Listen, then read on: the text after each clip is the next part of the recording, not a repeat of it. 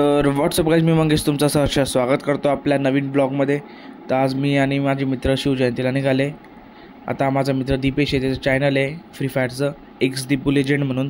तर please subscribe करा, लवकर 1K करून टाका त्याच्या फटक्यात एकदम.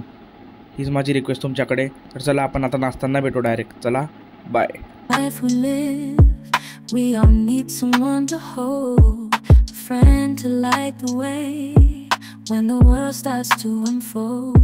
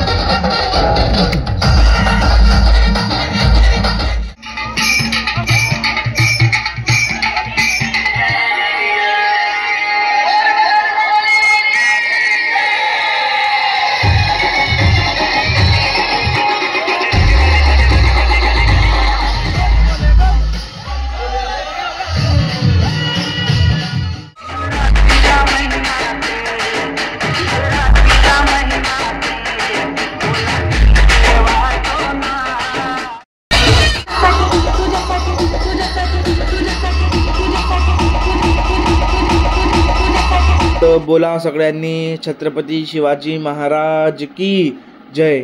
तर अशी साजरी केली आमच्या इथली छत्रपती शिवाजी महाराजांची जयंती. तर आपण उद्याच्या ब्लॉगला भेटू, मिनी ब्लॉग किंवा मोठ्या ब्लॉगला.